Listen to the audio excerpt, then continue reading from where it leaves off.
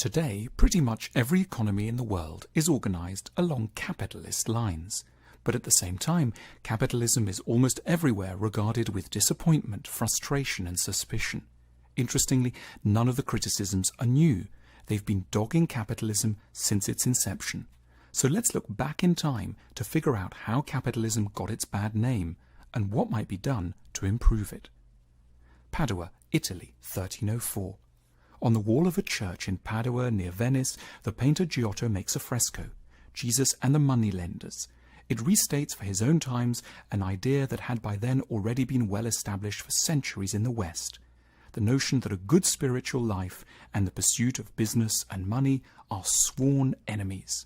Jesus goes to the temple in Jerusalem, sees merchants and small-time bankers crowding the forecourt and gets furious. This sacred place is not a fitting arena for the polluting activities of buying and selling.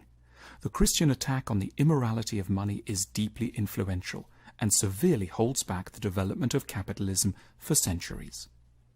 Venice, 1450.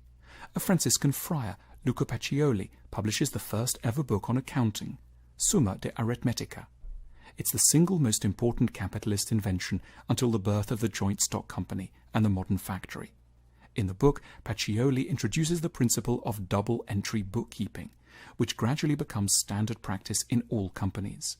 Pacioli's textbook proposes that dealing well with money doesn't depend on fate anymore.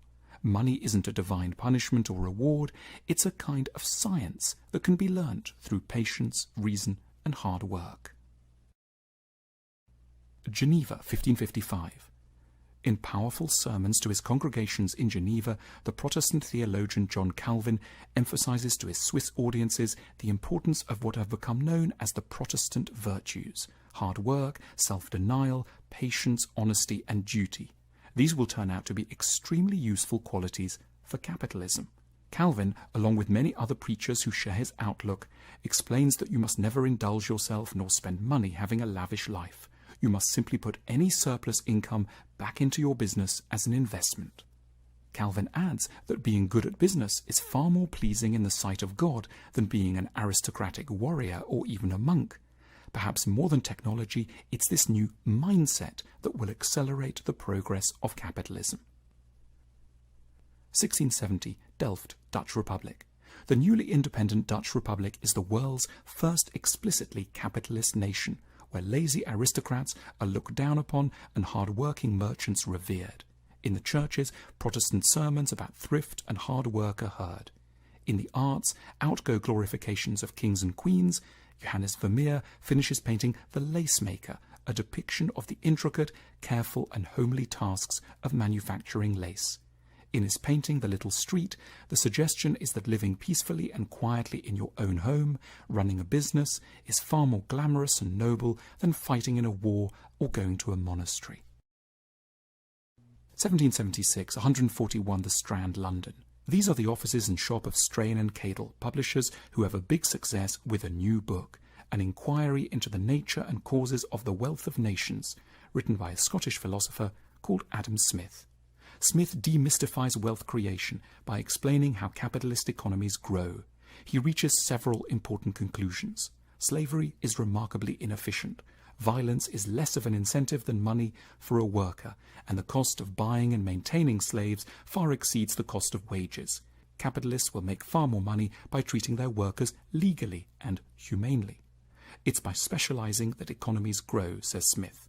Smith focuses on the pin-making industry and concludes that while one worker could make up to 20 pins a day, a team of 10 workers well arranged could make not 200 but 48,000 pins, thanks to what Smith terms the division of labor. Smith also tells us that capitalism is guided by an invisible hand. By maximizing one's own profit, individuals inadvertently benefit society, providing goods that people want and need. As Smith puts it, it is not from the benevolence of the butcher, the brewer, or the baker that we expect our dinner, but from their regard to their own self-interest. These ideas further remove the moral suspicion that once surrounds capitalism. But not all will be won over. 1854, London. The British economy is now the largest in the world, thanks to its enormous industries of cotton, shipbuilding, steel and coal. Vast cities have chewed up the countryside of the Midlands and northern England. merchants and the newly rich capitalist class have triumphed. But many are furious. Charles Dickens, one of Victorian England's most passionate critics of unrestrained capitalism, publishes a novel, Hard Times. Set in the fictional town of Coketown, a version of Manchester, it takes aim at heartless capitalists like Mr. Gradgrind, who abuse their workers, exploit young children in mines and chimneys, and use their relentless capitalist logic to blind them to their desecration of nature and human life. Here is Dickens writing on Coketown. It was a town of red brick, or of brick that would have been red if the smoke and ashes had allowed it, but as matters stood, it was a town of unnatural red and black like the painted face of a savage. Dickens argues that capitalism is evil because it encourages appalling conditions for the producers. Under the sway of capitalist logic, otherwise quite nice people will keep coming up with reasons why it's okay to employ a child in a factory or to let poor people starve once they've reached the end of their working lives. 1860, London. The English reformer John Ruskin publishes Unto This Last, a furious tract against capitalism that takes aim not so much at the production side of capitalism as the area of consumption. Like Dickens, Ruskin is incensed that people are being exploited and the environment ruined, but he asks a further question: in the name of what? Ruskin notes that large capitalist fortunes are built up on selling people absurd things: knickknacks, fancy plates, embroidered napkins, bonnets, carved sideboards. The whole of the suffering of the cotton factories of Manchester are being fed by our appetite for very cheap shirts with delicate collars. We are ruining our lives for trinkets, whereas for Ruskin, money shouldn't only be made morally, it should be spent morally, on the truly noble and beautiful things that humans need. He contrasts the beauty of Venice with the ugliness of modern Britain to make his point. Berlin, 1963. The leader of communist East Germany, Walter Ulbricht, launches an ambitious new scheme, the Neues Ökonomisches System, or NOS. It aims to solve for East Germans the two major failings of capitalism in his eyes. One, it will guarantee workers good conditions, with a huge expansion in the number of state schools, housing blocks and holiday camps. And secondly, it will focus not on the fripperies of capitalist production, like blue jeans and pop music.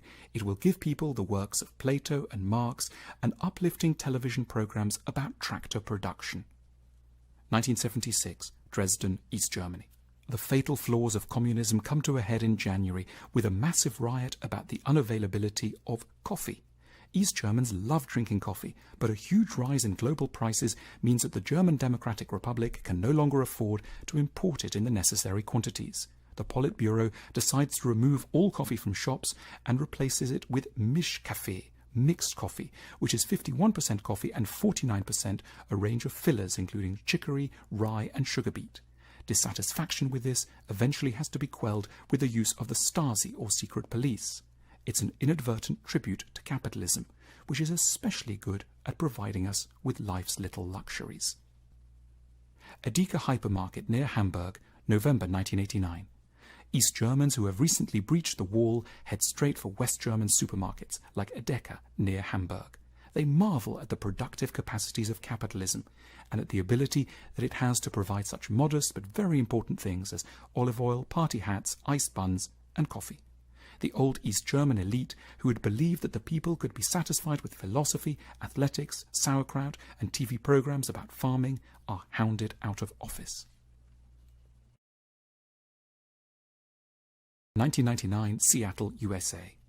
The World Trade Organization, a capitalist body dedicated to removing protection from industry and liberalizing markets, gets together for its next round of talks, 10 years since the fall of communism, and after a decade of unprecedented economic growth.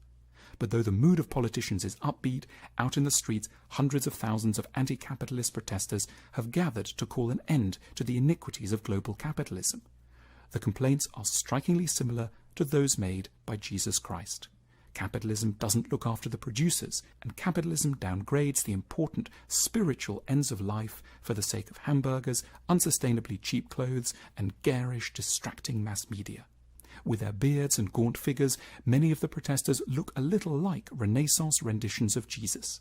The police take a very heavy hand, fire tear gas into the crowds, arrest 2,000, and call in the National Guard. The Protests remind the world that besides the winners of capitalism, there is an enormous army of the disenfranchised and the angry, who see more sense in Jesus, Dickens and Ruskin than in Adam Smith and Bill Clinton. 2015, Cupertino, California. Apple Computers officially becomes the largest corporation in the world. It's a giant success story, but the very same challenges remain. It turns out that Apple are indirectly responsible for the suffering and abuse of workers in the supply chain in China via the Foxconn Corporation. And with the launch of the Apple Watch, a gadget that seems to have no particularly urgent purpose, questions are once again raised about why we're exhausting ourselves and the planet for ends that are so out of proportion with the costs they impose on all of us. To generalize, capitalism is amazingly productive, but it has two big flaws. Firstly, it's systematically inclined to ignore the sufferings of workers unless regularly prodded not to. And the wealth of companies is often built up on satisfying what are not the essential needs of human beings. Fortunes are made on making unhealthy food or bad television programs. The challenge for the future is how we might be able to make money humanely by treating people and the earth well, and also make money through activities which address the more noble end of human needs. Till then, the rage of Jesus in the temple will periodically always go on.